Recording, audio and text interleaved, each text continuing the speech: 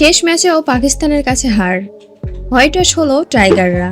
197 run করেও জিততে পারল না বাংলাদেশ। পাকিস্তানের কাছে শেষ ম্যাচে হেরেছে 7 উইকেটের বড় ব্যবধানে। বাংলাদেশের ছুড়ে দেওয়া 197 রানের লক্ষ্য তারা 17 ওভার 2 বলে অর্থাৎ 16 বল হাতে রেখে 3 উইকেট হারিয়ে পার হয়ে যায়। সেই সঙ্গে 3 ম্যাচের সিরিজে 3-0 ব্যবধানে হোয়াইটওয়াশ হলো বাংলাদেশ। প্রথম ম্যাচে 37 রানে, দ্বিতীয় ম্যাচে 57 রানের পর শেষ ম্যাচে হারলো 7 উইকেটে। বাংলাদেশ হেরেছে মূলত ব্যাটার মোহাম্মদ হ্যারিসের কাছে।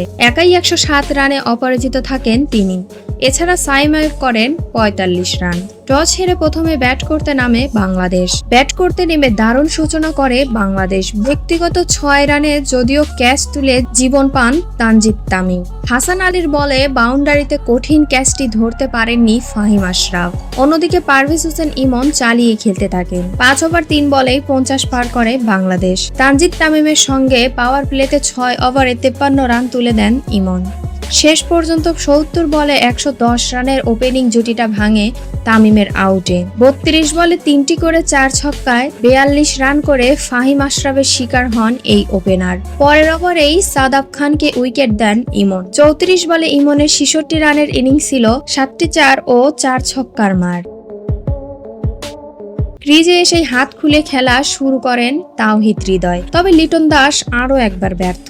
18 বলে 22 রানের ওয়ানডে ঘরানার ইনিংস খেলে হাসান আলীর বলে বোল্ড হয়ে ফেরেন বাংলাদেশের অধিনায়ক। আব্বাস আফ্রিদির করা 18তম ওভারে 3 বলের ব্যবধানে সাজঘরের পথ ধরেন শামীম পাটোয়ারি আর হৃদয়। শামীম 4 বলে 8 আর হৃদয় করেন 18 বলে 25। মেহেদী হাসান মিরাজ আউট হন 3 বলে 1 রান করেই। শেষ দিকে জাকের আলী 9 বলে 15 আর তানজিব সাকিব 3 বলে 18 রানে অপরাজিত থাকেন।